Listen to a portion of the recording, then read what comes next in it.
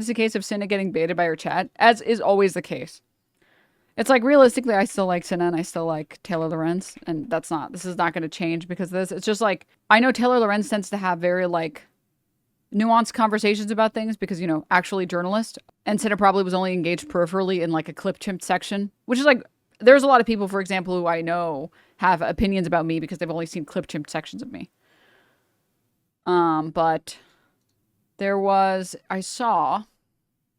A lot of their rise has come because they just literally will create... And I guess Emaru canceled the stream that she was going to do because I remember vaguely that, like, Emaru said she was going to do a stream, like, 2 days ago or something about all this stuff, but she didn't end up doing it or something? I don't know. Hundreds of clips from a single stream, often posting them while the stream is still live. As live streaming becomes an increasingly dominant form of entertainment, Twitch is at a crossroads. On one hand, the platform is an undeniable powerhouse in the live streaming space. It has evolved from a primarily desktop streaming platform. They were all doing big contracts to recruit our top streamers, and Twitch stayed on top. Mixer shut down. Facebook just sunsetted their live streaming, Facebook Live.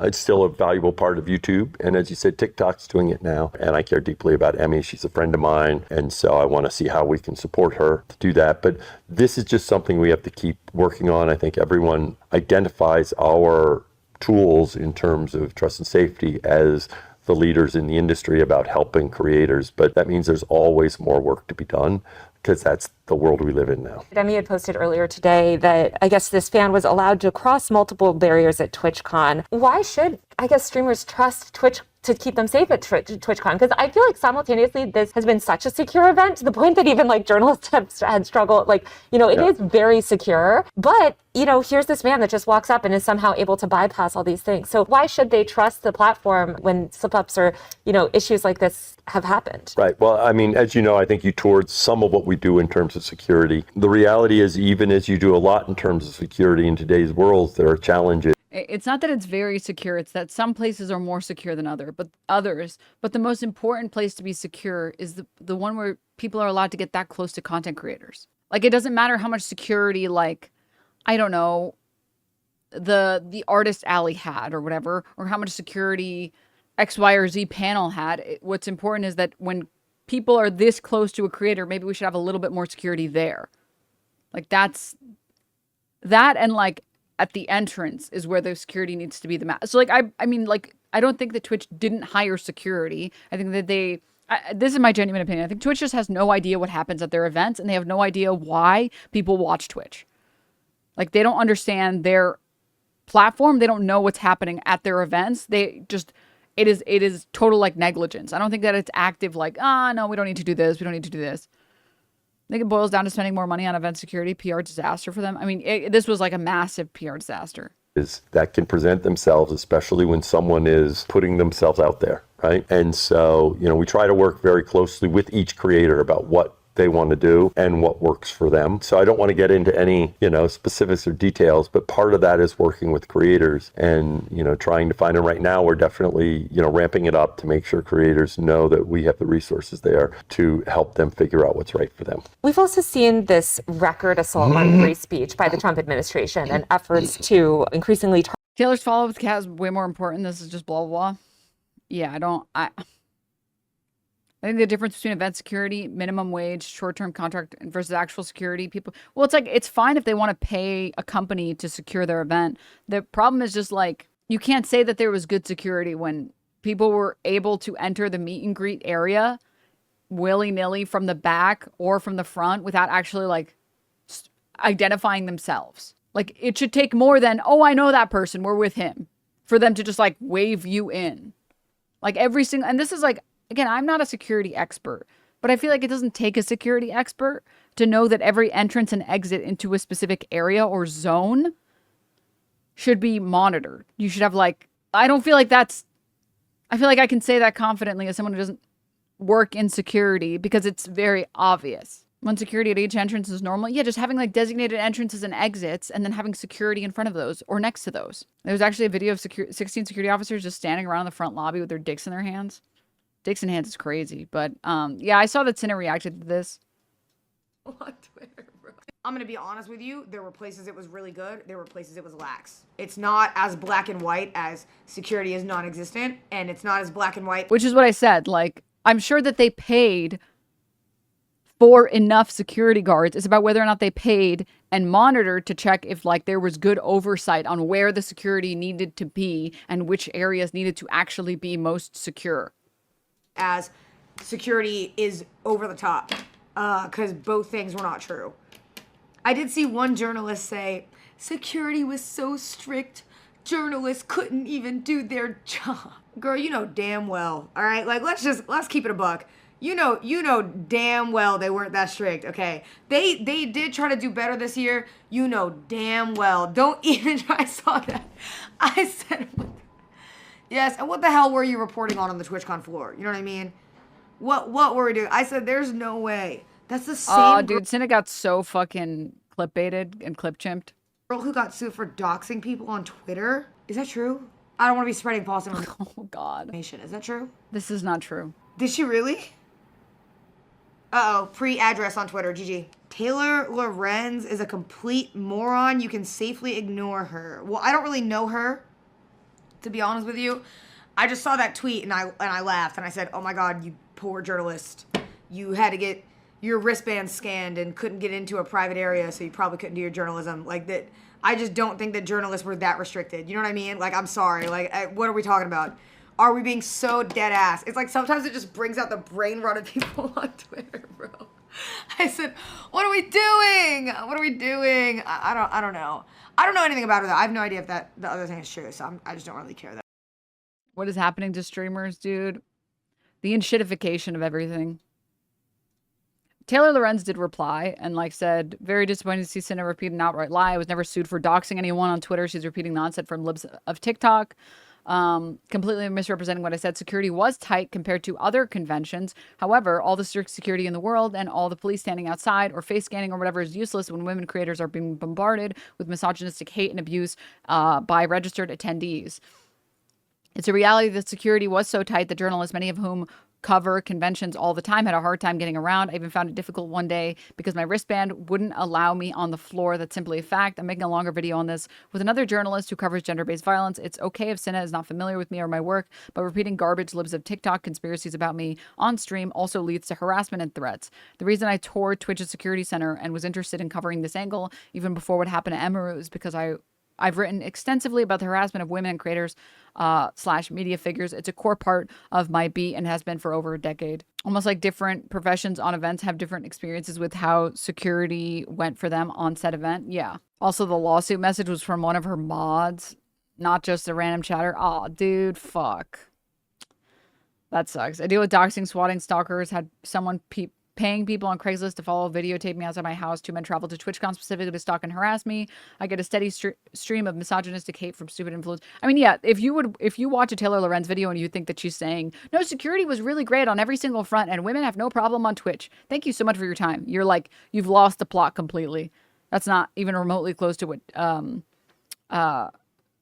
Taylor Lorenz was saying. Her position is way more close to, it's crazy that I could have had this experience at TwitchCon where I can't even get around the fucking floor because security is so hard up my fucking ass. Meanwhile, some random guy can just cut the line and like assault a female streamer for like 3 seconds without anything happening and then just be allowed to leave.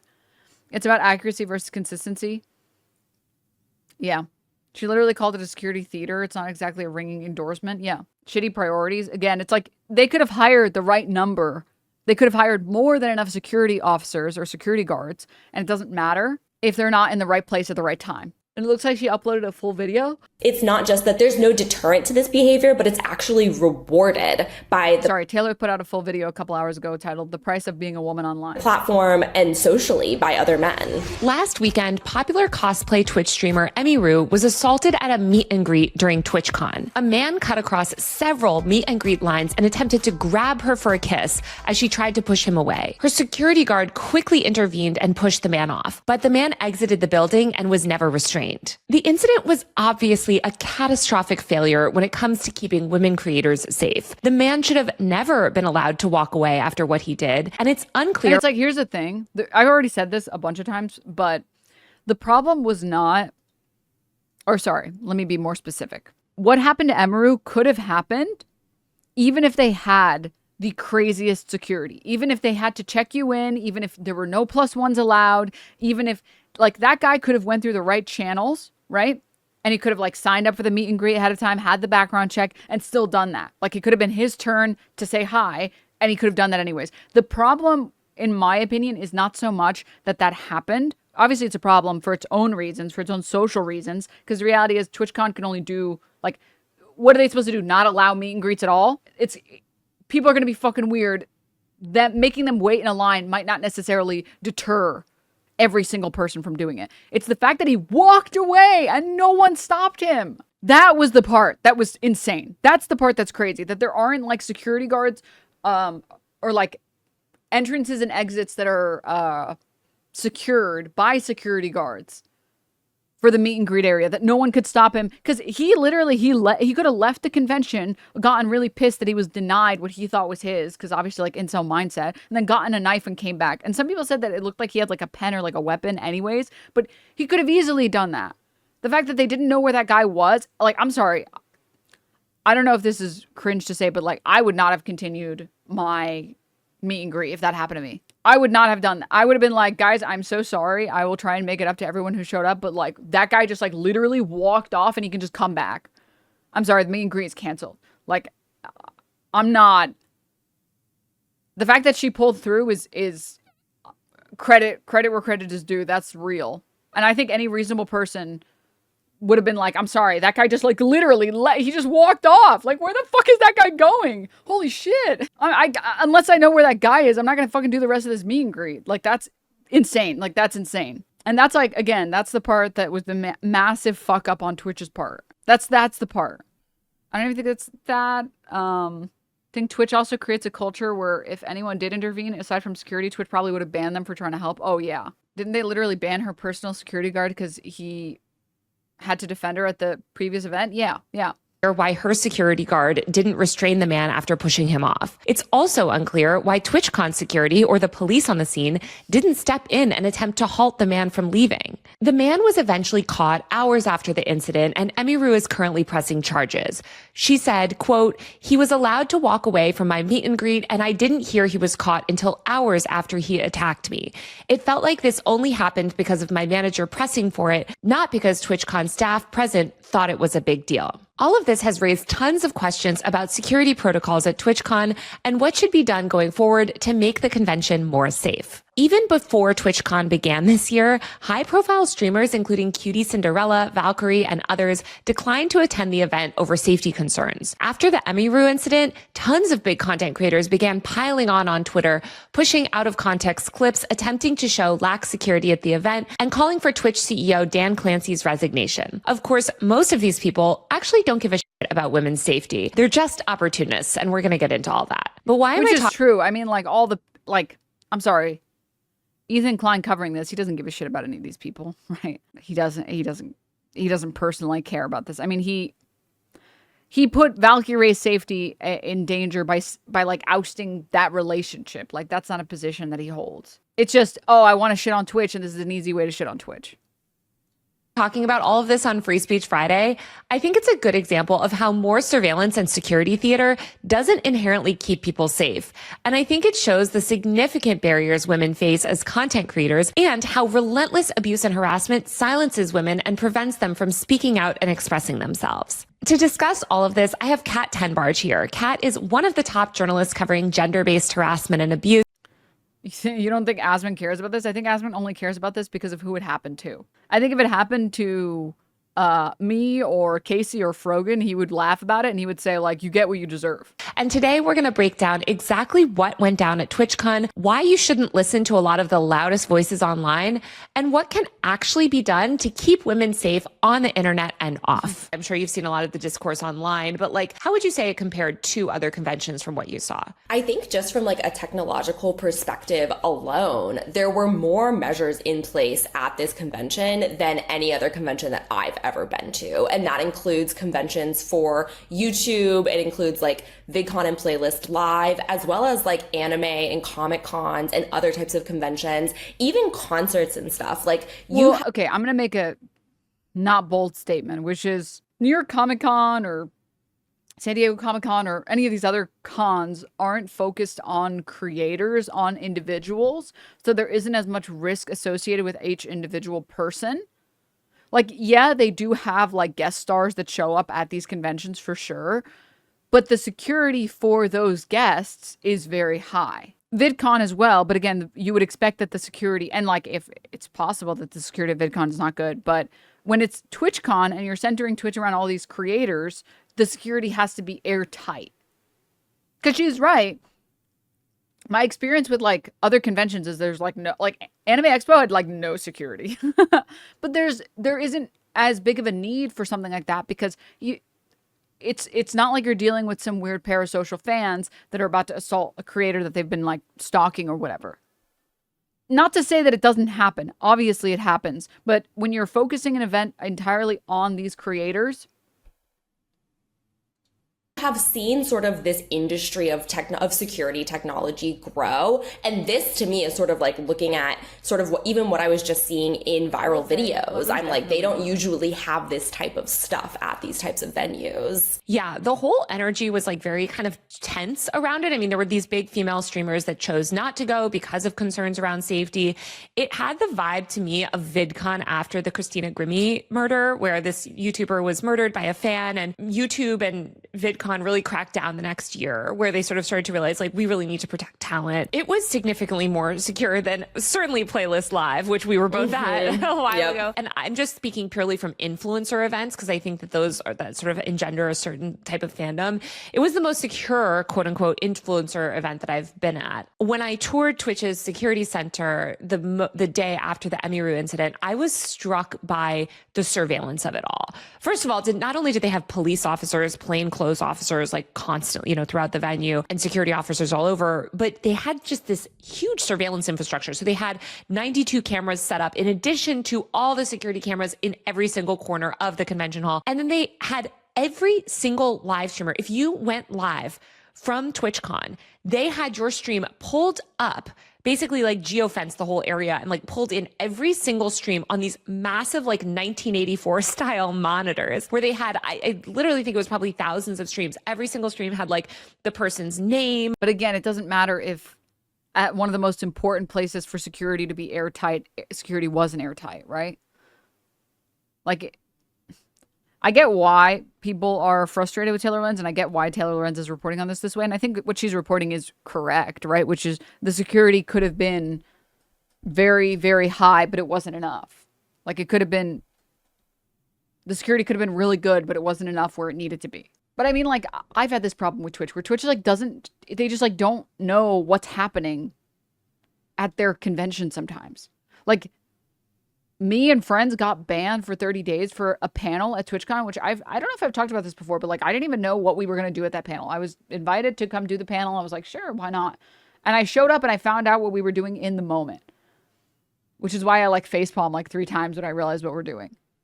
But I figure, it's a little like inflammatory to attack random creators at a TwitchCon event, but TwitchCon okayed it, so it's probably fine. And they didn't even fucking know what was happening at their fucking platform. Like, they don't even know. They don't know what's happening. And it's the same thing with, like, this meet and greet. Like, they didn't even know that there was no fucking security at the meet and greet, at, like, the entrances and exits. So they'll, like, do the first step, which is to hire all these people, set up this badge scanning system, do all this shit, but then they, like, don't double check and triple check and quadruple check, right? Oh, I know. I'm agreeing with... Sorry, let me clarify. If you let her speak, she's talking about the security as theater, not effectiveness. She points this out in the same way you are. Yeah, I know. I agree. I'm aware. I'm aware that Taylor Lorenz is trying to report on this as fairly as possible and as accurately as she can. I'm aware of all of that.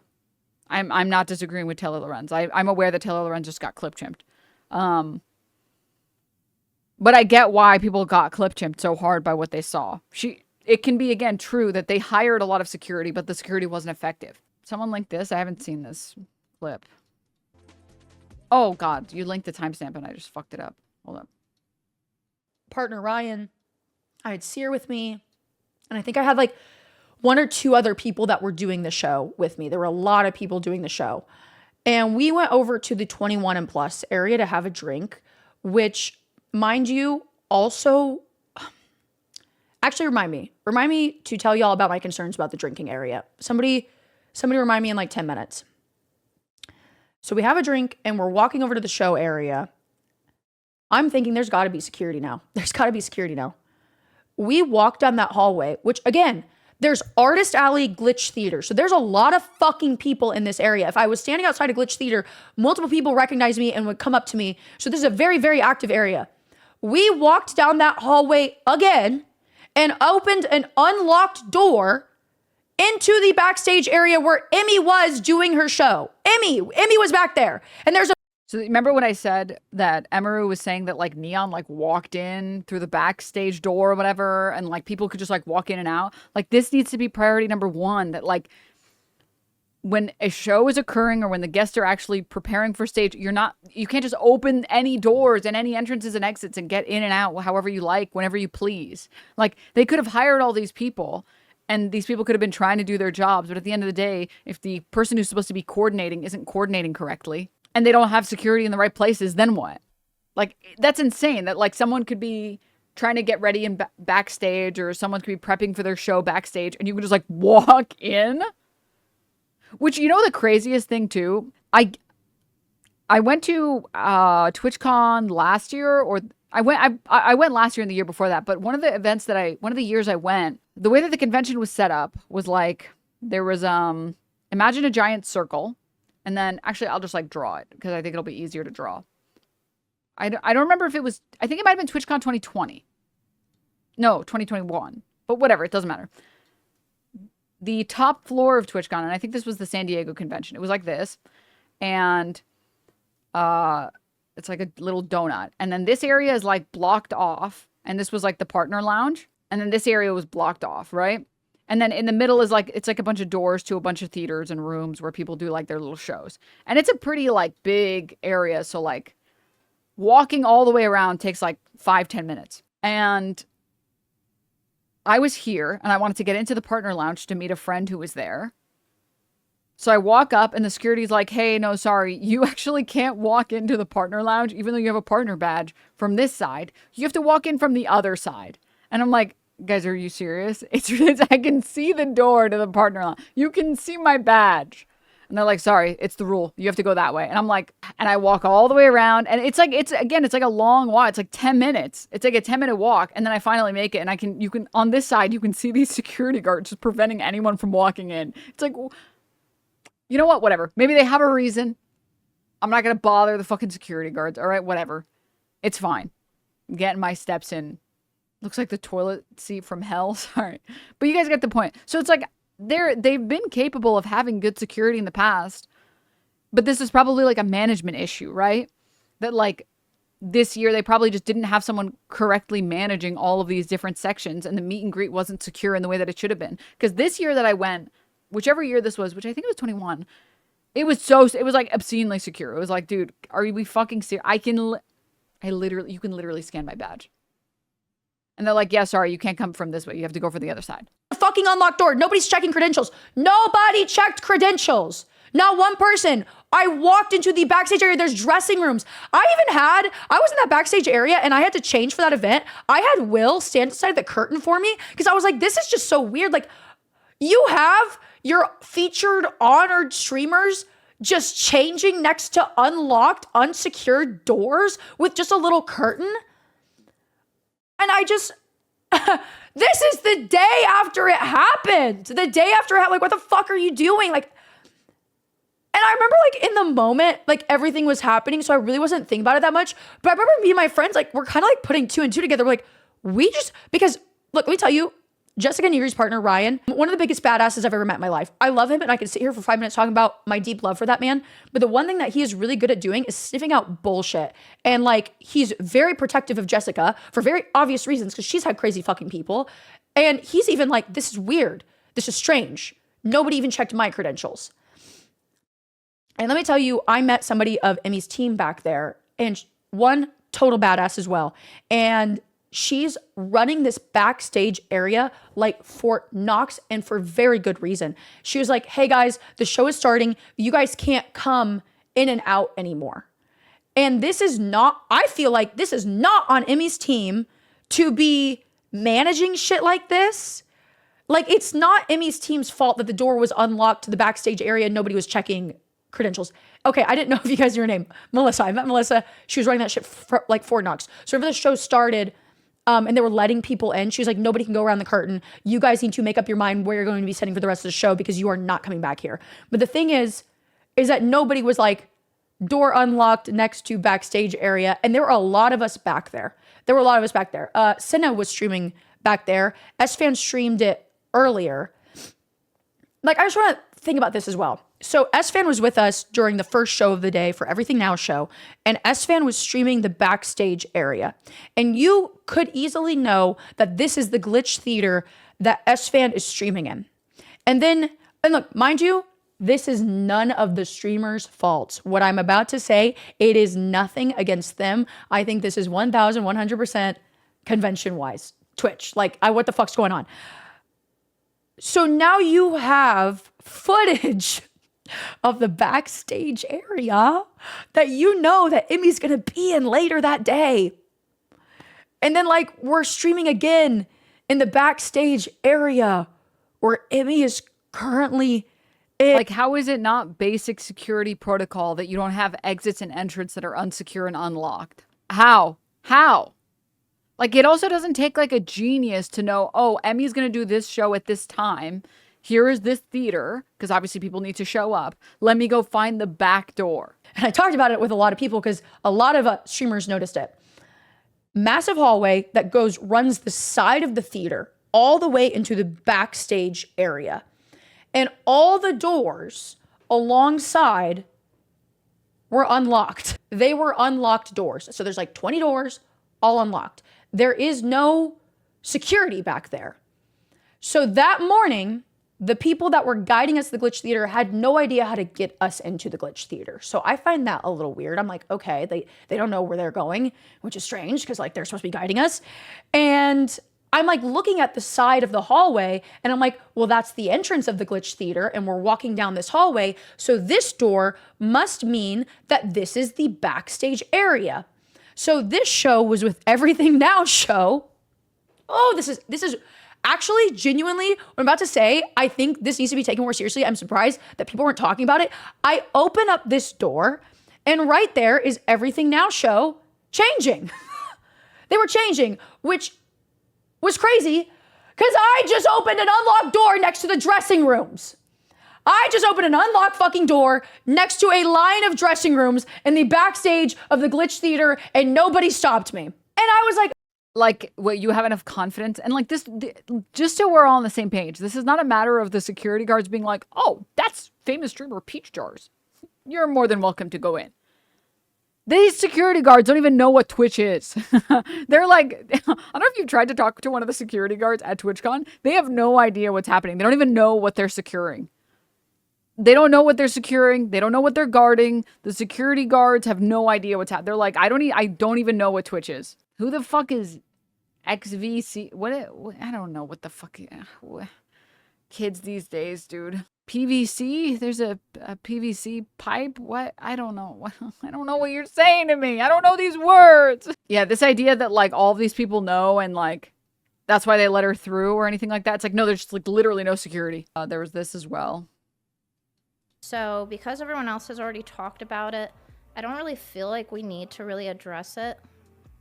It is unfortunate what happened, and yeah, I've just been trying to be here as much as possible for anyone who needs me, and keep the vibes up and keep the vibes positive. The only thing I will probably say that I haven't really seen people say is TwitchCon, it originally was supposed to be to celebrate like creators and kind of bring everyone together and to bring like the fans and the creators with the creators, and it was supposed to bring everyone together. But I feel like it's turned into like the complete opposite, where now everyone is scared of everyone else. Even the viewers are kind of like scared of things happening. So I don't really see what the point of the convention is. I feel like the convention has completely lost its point and plot. I don't think that the convention should exist. Unless it gets back to its origin of what it was meant for, and it's able to sustain that, then what the hell is the point? And until that happens, I won't be going to TwitchCon anymore, because I feel like there's a lot of restructuring that needs to be done. And I don't know. I don't know if that can happen with how things have been handled. So that's pretty much all that I think that I have to say about it that can actually like bring anything different than what other people have to say about it. And I have the same sentiment as a lot of my friends. So it's just like depressing because most people are going to go to TwitchCon and most people are going to be normal and most people are going to behave. I mean, the fact that, you know, TwitchCon had so many people in it and we only had like one instance that was that egregious is a testament to the fact that most of the people that show up just want to go and enjoy this convention dedicated to this platform that they love. And it almost feels like a little depressing because Twitch is blown up into something that's like too big to handle for Twitch. But I'm not surprised. Like, in a weird way, everyone, so many big creators saying that they don't want to go to TwitchCon anymore, honestly, genuinely might make the platform or might make the conventions, I don't want to say better because obviously it's going to be worse without them, but it might make it better because then will be less to worry about. But that's like so depressing. It's like the space should be big enough for everybody. And it'll be full of IRL clip farmers. I don't even know. Twitch's security is so bad. They let Neon pretend to be Deshae Frost, a black creator, by the way, and steal his booth. Sorry, what'd you say? Deshae. Yeah. Deshae Frost? Yeah. That's me. Awesome. Nice to meet you. Nice to meet you. We'll put you right in. Okay, let's do it. He's gonna walk you down to number 8. Okay. Oh, is there already a crowd waiting for me? I believe so. Cool. That way or okay, thank you. Hi, we can start whenever you're ready. Okay, let's go. Uh-huh. That is good. That's good, dude. How is this guy like, so what I don't understand is how the fuck is Neon still allowed when he just violates Twitch's rules so flagrantly over and over and over again? Like, I genuinely don't understand. If there's anyone that should be like monitored or should be banned, shouldn't it be this fucker? What happened to Shame? Bro, great question. Excellent question. The boy is a talented troll. It doesn't take talent to be a troll.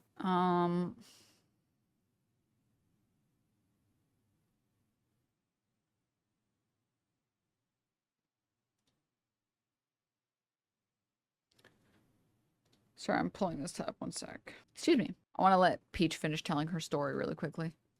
And where there's unlocked doors and no security in the hallway. That blew my mind. And I'm going to tell y'all is that this weekend in general was hands down, I can say it with my full chest, the craziest weekend of my life. I have never been so busy that a lot of this is still something like, because it wasn't 1,000 has made one bad decisions. Cloud, thank you. A lot of this like realization to me about, I kind of realized, we were saying the door shit was weird. We were saying that actually. We were like, this is weird. Like we were all at dinner being like, nobody should have walked back in there. No, nobody should have been able to do that. At one point, I was walking by that hallway in question and I saw like a red rope, like a little red rope with one dude standing there. But when was that? Because I never saw him. Anyways, in this area, again, is you have your featured streamers back here. And to use the restroom, you would have to leave the Glitch Theater, go down literally just right across that open hallway. But again, if somebody's looking down that hallway, you would see, oh, that's the streamer I like, you know? So empty hallway, again, massive empty hallway. I leave the unlocked door. I go to the bathroom. There's nobody in this bathroom.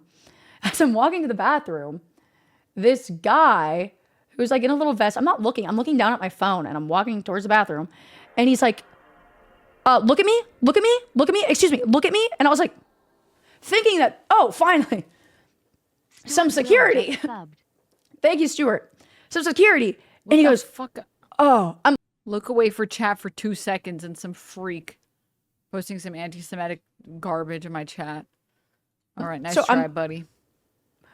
Oh, you are just the most beautiful little thing I have seen all weekend. And I'm like, oh, I can't even remember what I said because it was like blindsided. And I walk into the restroom And I walked back out.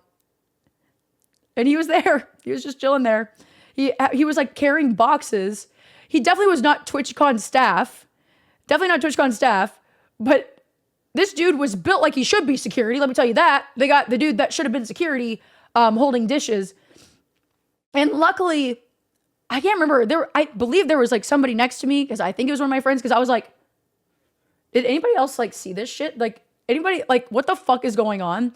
And so like, again, if a man said that to me out and about in a public area, I would be like, oh, whatever. Like there were dudes on the fucking street the other night that like just, they're drunk and they're like, oh, woohoo. Things like that. But the fact that this employee is in this backstage area the day after everything happened and he's talking to women like that next to the unlocked doors, which are right next to the dressing room. Like, it's just weird, man. It's just weird. And I'm really disappointed with the Glitch Theater, bro. I'm really disappointed with the Glitch Theater. And that's like the most I can say. Why is there your mom emotes on the screen? That's not showing up in my OBS. What the fuck is that? Wait, it's just like, again, how do I put this in words? I don't believe that any particular individual was actually actively trying to make the place unsafe, or that there were no staff that cared about the security or safety of the creators. It's that they just didn't put in enough effort and enough energy to make sure that every section was actually secure. Oh, on-screen celebration? Today I learned.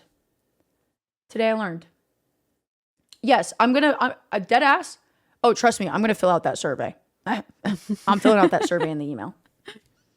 Dude, I did not see this. Okay, alcohol area conversation. So another thing about security that I want to mention, and that these are some suggestions I have for TwitchCon that I will be putting in this survey. First things first is that there is alcohol at TwitchCon, which I like. I have partaken in the bar area many of times, especially like before I went on and did a show, I'd run over and doop, and I'd go do the show, which isn't going to be fucked up by any means, mind you. I like it. But I will say, if I was somebody attending the con and I was looking forward to like hanging out at the bar area with my friends, oh my God, the bartenders had really heavy hands, which like blessing and a curse. I had to actually tell them to chill out sometimes. Okay, if I was a regular person attending the con, just here to meet some Discord friends, and we love streamers, I would hate the 21 plus area. It is blaringly loud music in the direct sun. And it's all concrete. All concrete, all heat. It is so miserably hot that we are chugging our drinks as fast as possible and we're dripping sweat. And let me tell you, you know what? Fuck it. Especially, I'm just going to call you Daddy. Especially Daddy. Especially Daddy, because I met Daddy in the... you met maybe what? I should say that. I met Kit Kat in the bar area. Ooh. I did meet a lot of people. I did meet a lot of really cool people in the bar area. But let me tell you why I think this is a safety concern. Is that when everything went down, for some really obvious reasons, some of my friends were really uncomfortable to go out on the convention floor now. So again, we're in the Purple Lounge. Purple Lounge can escort us places, but they were uncomfortable to go out in the convention area. So one of my friends goes up, because we have like in the Purple Lounge area, there are like staff that we can talk to, and like, when is our call time? How do I get here? Can I have an escort? Can I have a golf cart? Things like that. So we're like, hey, is there anywhere we can get a drink where we're not interacting with like viewers? And they said no. So that kind of like blows my mind. If you have a streamer who is a security risk, that they're like, hey, if you want a drink to release some nerves before your show or something like that, you need to go to the 21 plus area where your viewers are drunk. Again, me personally, I had a wonderful time in the bar area, but let's just take that example. If you are nervous to be at TwitchCon and to be on the con floor, if you want to have a drink and hang out with your friends, that you need to be with drunk viewers in the heat where the lines are really long. I swear they were like, they didn't have any shade anywhere because they wanted you to get the fuck out. Like the bartender, I would go all the way in the back to get a drink because there was no lines back there. And let me mind you, if you waited in a long line, I was yelling at people in the bar area where I was like, hey, there's secret bars back there. We were tipping the bartenders left and right because they were in the direct heat all day. I couldn't even be in the shade. The shade was so hot still too. Like your drink is melting if you are not drinking it fast enough. I felt so bad for those bartenders. And there was a sweet old man in the back. There's a sweet old man. And he was in the sun. And I was like, do you want me to move this umbrella? Why am I tearing up? It broke my heart. I was like, do you want me to move your umbrella for you? Why am I tearing up? You reminded me of my grandpa. And he's like, no, I'm okay. And then he's telling me about his daughter. And I'm like, I need to protect you. I can picture all of this so easily with I will say, this weekend, I went to the con and I kind of reached out to some people about the area with the PeachJars hoodie was death. Dude, Anonymous, PeachCon. No more TwitchCon, only PeachCon. were standing in places with us in the artist alley where I was in a skirt and I had under boob sweat. Deathly Ill just subbed. Thank you. Thank you for the gifted sub. I really appreciate it. PeachCon? No, everybody dies. Everybody dies at PeachCon. Nope. And don't do that. Wait, what was I gonna say? Oh. Right-click Willie has made 13 bad decisions. Everybody say hi to Willie. TwitchCon. It's my amazing agent and friend, Willie. Willie, also, I owe you an apology because I feel like, Willie, you always have the best energy, and half the times I was like mentally drained, and I was like, I really thought to myself, I was like, no ledges. Live has made 1 bad decisions. Thank you so much for the sub. CutieCon, Willie, you're just one of those people where I was like, I did not give him enough energy, and I felt bad. Joe4 and Solo has made 2 bad decisions. Wicked, I heckin' love crying streams. I feel like I need to have like 1 to 2 crying streams a year. So somebody tally this one off. We're getting close to the end of the year. So my other suggestion for TwitchCon, if we are having problems with high profile streamers getting assaulted, and now you have these high profile streamers going online and obviously talking about it, because why the fuck would they not talk about it? I think you should be, and this is not about me either. This is not about me personally. I was even shocked that they even let me in the purple lounge again. Like when Seer told me I had access, I was like, my relevancy. You in one of the few shaded areas in the back. Yep, I know exactly what you're talking about, Direwolf, because I was literally where I was hiding out from that fucking heat, and that whole shaded area was still so hot. Still so hot. This was my fucking frustration with TwitchCon in Vegas. It was so hot. It was so, even just like thinking about it is making me warm. It was so hot, and Vegas has no awnings, and it was so dusty, and it was so dry, and it was so hot, and I like the heat. And I was getting fucking brutalized. Oh my God. Because there's just no fucking shade anywhere. I really got spoiled by New York. There's just shade everywhere. Anyways, whenever I realized that I had Purple Lounge access again, I was like, my relevancy for 1 more year has stayed. I just think that there should have been things put in place for your high profile streamers that obviously have a lot of pull and a big voice online to have a really enjoyable time.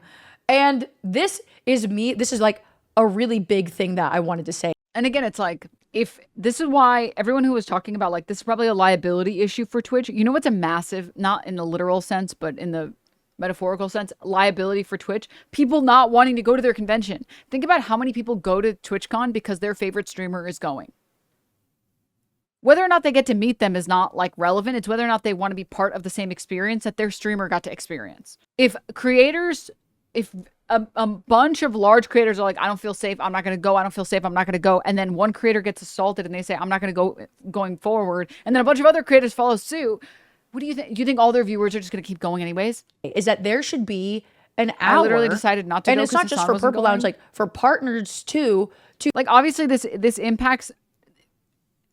There are going to be people that are not going to go because like they're too far or whatever, or they're too busy, obviously. But think about all the people that live in San Diego, or that live in California, that live in Vegas, or that live somewhere close that they can just drive. And then they're like, fuck this, I'm not driving there.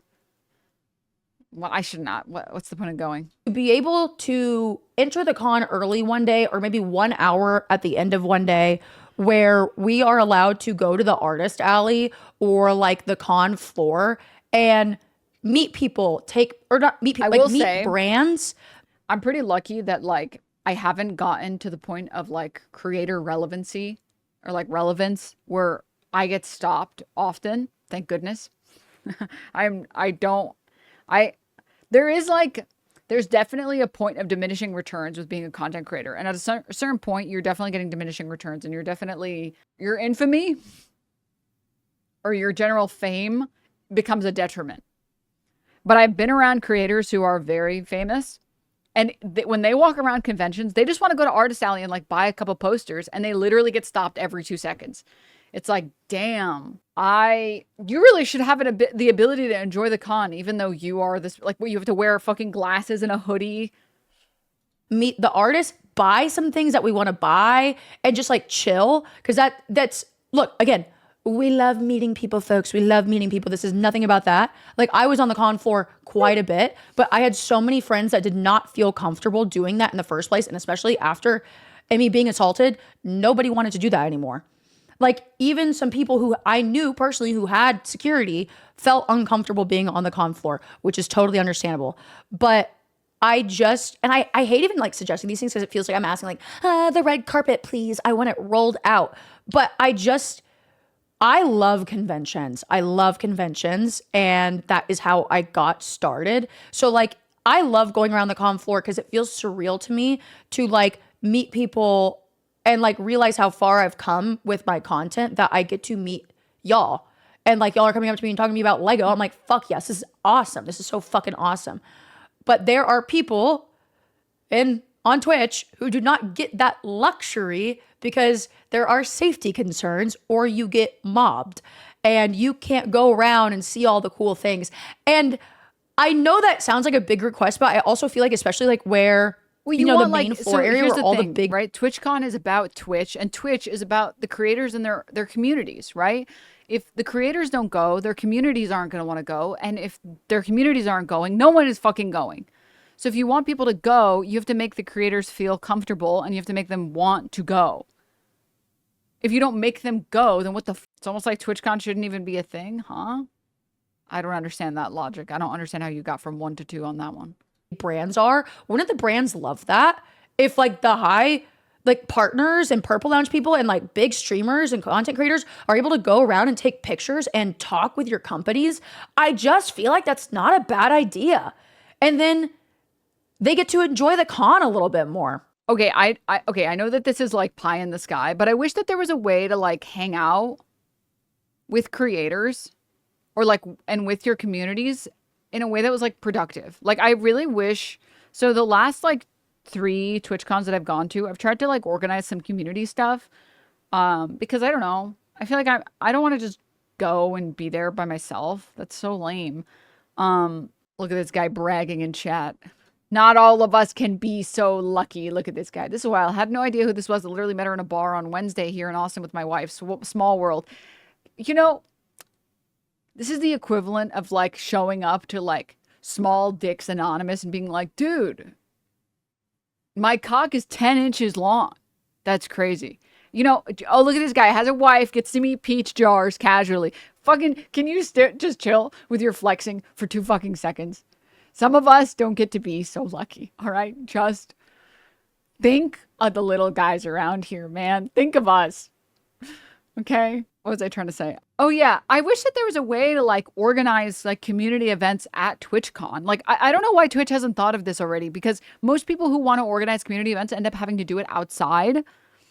But in reality, it's like, I'm sure that there's a lot of community members that would love to participate in something. And it's just like, there isn't really good space for it, because I don't want to just do events outside when it's so fucking hot all the time, right? I wanted to do something in Vegas. There was nowhere to do it.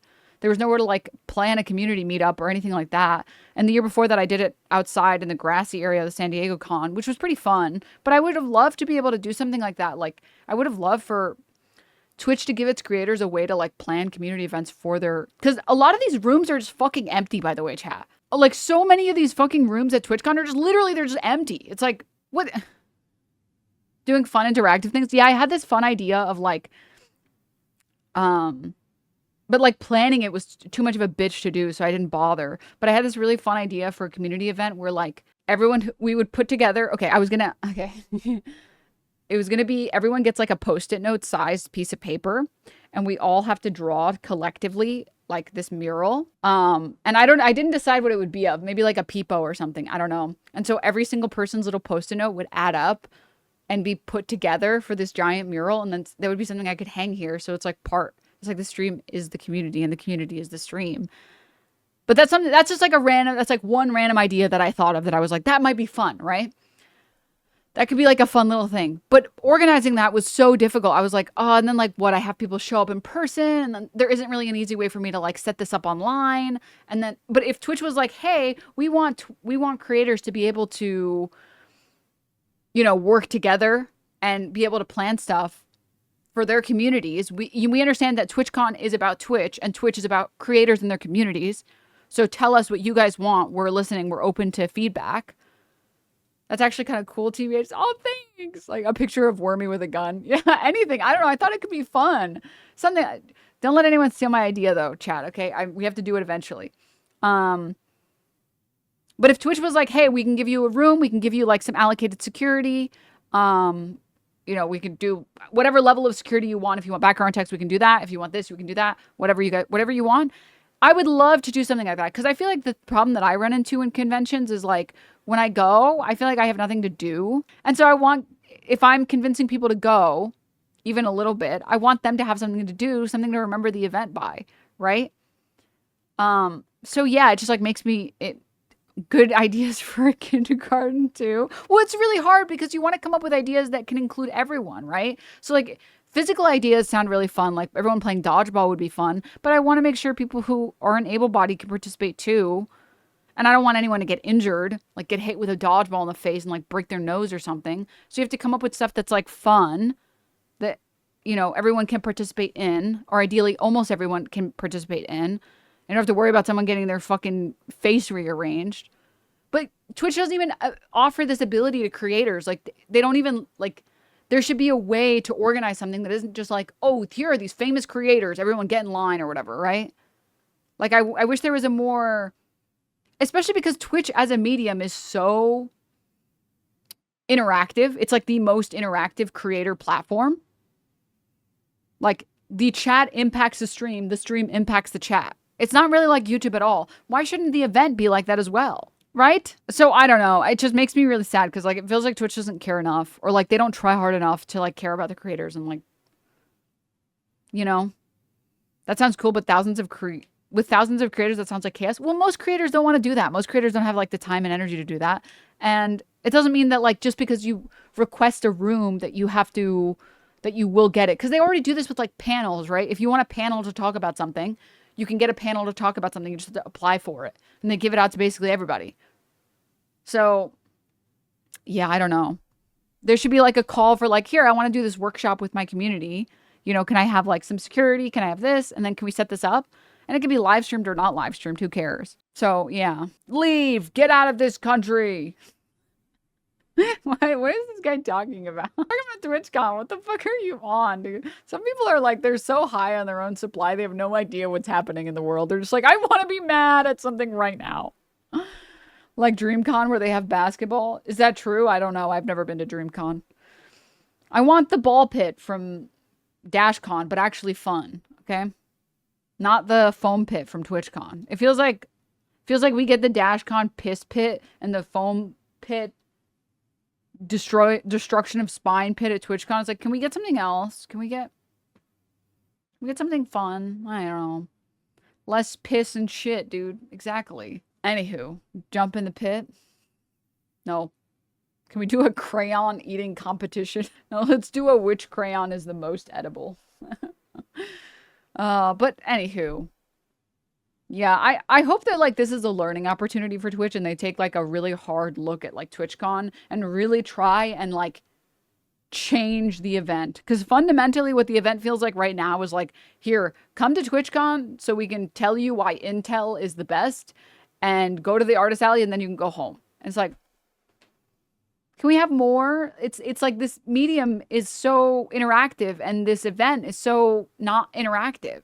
So I really hope that they take a good hard look at the event and they see that, like, hopefully, because so many people have spoken and have been so vocal about how disappointed they are, that they really, really, really try and rework this. And there's so many. The thing is, like, this is the one really positive thing about Twitch and TwitchCon, or like Twitch creators. Some Twitch creators are so creative. Like, Twitch is filled with some of the most creative people on the platform, and you're not asking them for advice on what to do and how to run the platform. Are you kidding me?